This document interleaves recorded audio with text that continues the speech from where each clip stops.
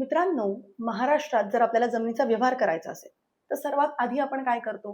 तर त्या जमिनीचा सातबारा उतारा मागवतो. पण दुर्दैवाने 90% लोकं सातबाऱ्यावर फक्त नाव आणि क्षेत्रफळ बघतात. लक्षात घ्या, सातबारा हा केवळ कागदाचा तुकडा नाहीये, तर तो त्या जमिनीची कुंडली आहे. आणि सातबाऱ्यावरच्या एका चुकीच्या शब्दाकडे जरी तुमचं दुर्लक्ष झालं, तरी तुमचं लाखो रुपयांचं नुकसान होऊ शकतं. त्यामुळे सातबारा म्हणजे काय? आकार काय असतो? पोट खराबा तुमच्या खिशाला कशी कात्री लावू शकतो? आणि सर्वात महत्वाचं, बनावट सातबारा कसा ओळखायचा? म्हणूनच आजच्या व्हिडिओमध्ये आपण सातबाऱ्याचा प्रत्येक कानामात्रा डिकोड करणार आहोत. त्यामुळे आजचा हा मास्टर क्लास शेवटपर्यंत नक्की बघा, कारण ही माहिती तुमच्या आयुष्यातील सर्वात महत्वाची गुंतवणूक ठरेल.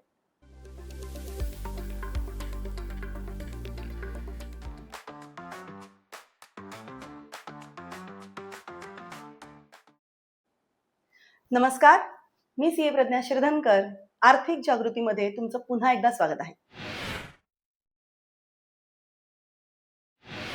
सगळ्यात आधी आपण हे समजून घेऊया की या उताराला सातबारा का म्हणतात. महाराष्ट्र जमीन महसूल कायद्यानुसार महसूल विभाग 16 पेक्षा जास्त प्रकारचे नमुने ठेवतो. नमुना म्हणजे फॉर्म्स. यातील नमुना 7 तुम्हाला मालकी हक्क सांगतो. म्हणजे काय? तर त्या जमिनीचा ताबा कोणाकडे आहे, त्या जमिनीचा मालक कोण आहे, त्याचं क्षेत्रफळ किती आहे, त्याच्यावर एखादं कर्ज घेतलंय का, ही सगळी माहिती तुम्हाला नमुना 7 मध्ये मिळेल. आणि नमुना 12 मध्ये पीक पाहणी असते. म्हणजे काय? तर त्या जमिनीचा वापर कशासाठी होतोय, त्यावरती दरवर्षी कोणतं पीक घेतलं जातंय, सिंचन काय आहे, या सगळ्याची नोंद तिथे असते.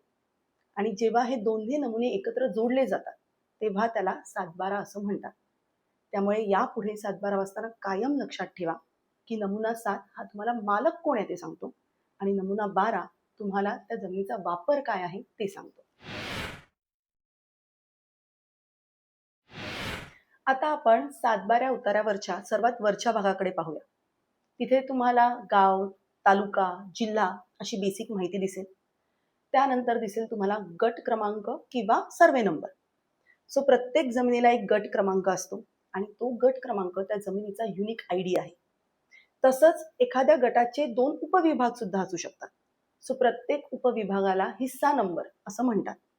उदाहरणार्थ, गट क्रमांक 101 आहे आणि त्याचे 2 उपविभाग असतील, तर गट क्रमांक 101 हिस्सा नंबर 1 आणि गट क्रमांक 101 हिस्सा नंबर 2 असं म्हटलं जातं.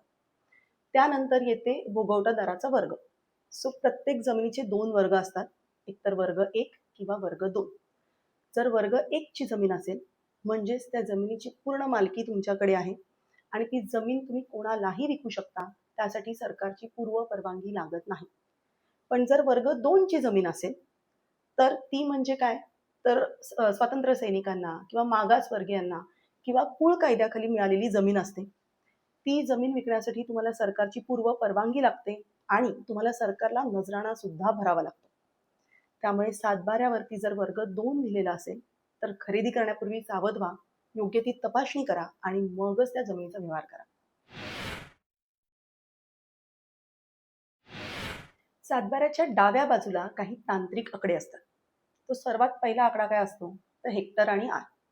तुमच्या जमिनीचं क्षेत्रफळ हे हेक्टरमध्ये मोजलं जातं. 1 हेक्टर म्हणजे 100 आर, म्हणजे साधारणपणे 2.5 एकर जमीन. आणि 1 आर म्हणजे 1 गुंठा, जो की साधारणपणे 1089 स्क्वेअर फूट असतो. त्यानंतर येतो जमिनीचा आकार म्हणजेच असेसमेंट. आता इथे रुपया पैशात एक आकडा असतो, जो तुमच्या जमिनीचा टॅक्स आहे. जर आकार जास्त असेल तर समजावं की ती जमीन सुपीक आहे. त्यानंतर येतो पोटखराबा.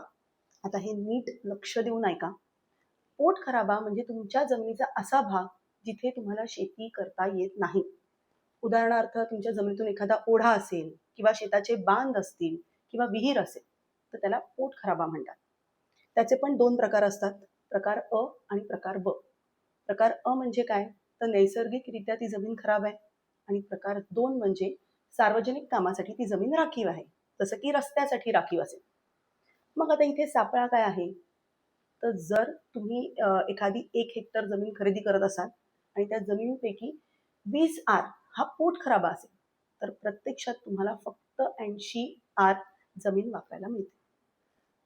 जर तुम्ही जमीन खरेदी करत असाल, तर त्या जमिनीच्या एकूण क्षेत्रापैकी पोटखराबा किती आहे ते बघा आणि त्यानंतरच त्या व्यवहाराची रक्कम ठरवा.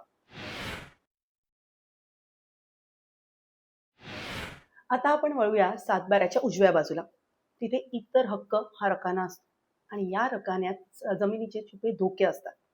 जसं की पहिला आहे बँकेचा बोजा. जर त्या जमिनीवरती मालकाने कर्ज घेतलं असेल तर तिथे बँकेचं नाव आणि कर्जाची रक्कम येते. त्यामुळे जोपर्यंत बोजा उतरवला असं तिथे लिहून येत नाही तोपर्यंत शक्यतो ती जमीन खरेदी करू नका किंवा त्या जमिनीचा व्यवहार करू नका. दुसरं आहे कुळ. जर तिथे कुळांची नावं असतील तर पुढे जाऊन ते त्या जमिनीवरती हक्क सांगू शकतात. त्यामुळे व्यवहार करताना कुळांची संमती आहे की नाही हे तुम्ही तपासून घ्या. तिसरं आहे पुनर्वसन किंवा इतर निर्बंध. जर ती जमीन धरणग्रस्त किंवा प्रकल्पग्रस्तांसाठी राखीव असेल तर तशी तिथे नोंद असायला हवी. आणि अशी जमीन खरेदी करणं म्हणजे कोर्टाच्या फेऱ्यांमध्ये अडकणं आहे. आणि चौथं आहे जमीन संपादन. जर महामार्ग किंवा रेल्वेसाठी तुमची जमीन जाणार असेल तर तशी नोटीस तिथे नोंदवलेली असते. त्यामुळे अशी जमीन खरेदी करणं म्हणजे खरंच खूप धोक्याचा व्यवहार आहे. सातबाऱ्यावरती मालकाच्या नावाच्या बाजूला तुम्हाला नेहमी कंसात एक आकडा दिसेल. उदाहरणार्थ 1245. आता हा काय आहे तर तो फेरफार क्रमांक आहे. म्हणजे काय तर ते नाव सातबाऱ्यावरती कधी आलंय हे फेरफार क्रमांक सांगतो. त्यामुळे फक्त सातबारा पाहून तुम्हाला त्या जमिनीचा इतिहास कळणार नाही. त्यासाठी तुम्हाला फेरफार उतारा काढावा लागेल, म्हणजेच नमुना 6 काढावा लागेल. आणि त्यावरतून तुम्हाला कळेल की ती जमीन वारसा हक्काने आली आहे, खरेदी खताने आली आहे की बक्षीस पत्राने आली. त्यामुळे माझा तुम्हाला सल्ला राहील की यापुढे जमिनीचा व्यवहार करताना निदान मागील 30 वर्षांचा तुम्ही फेरफार काढा, तो तपासा आणि मगच त्या जमिनीचा व्यवहार करा. सातबाऱ्याच्या खालच्या अर्ध्या भागाला नमुना 12 असं म्हणतात.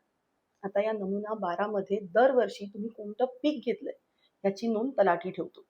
त्यामुळे जर तुम्हाला कृषी कर्ज हवं असेल तर तुमच्या नमुना 12 मध्ये पिकाची नोंद असायलाच हवी. तसंच जर तुमच्या जमिनीवरती एखादी विहीर किंवा बोरवेल असेल पण सातबाऱ्यावरती ती विहीर किंवा बोरवेल दिसत नसेल तर त्याच्यासाठी विजेचं कनेक्शन मिळण्यात सुद्धा तुम्हाला अडचणी येऊ शकतात. आणि जर तुमच्या जमिनीवरती झाडं असतील जसं की आंबा आहे, नारळ आहे, केळी आहे तर त्याची सुद्धा नोंद या नमुना 12 मध्ये असायला हवी. कारण जर उद्या नैसर्गिक कारणांमुळे तुमचं जर नुकसान झालं तर तुम्हाला सरकारकडून त्याची नुकसान भरपाई सुद्धा मिळू शकते.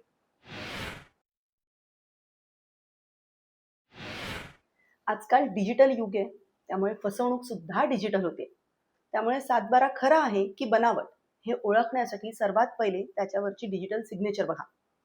अधिकृत सातबाऱ्यावरती तहसीलदार किंवा तलाठ्याची फिजिकल सिग्नेचर नसते तर त्यांची डिजिटल सिग्नेचर असते. दुसरं आहे QR कोड. सातबाऱ्याच्या उजव्या कोपऱ्यात तुम्हाला एक QR कोड दिसेल.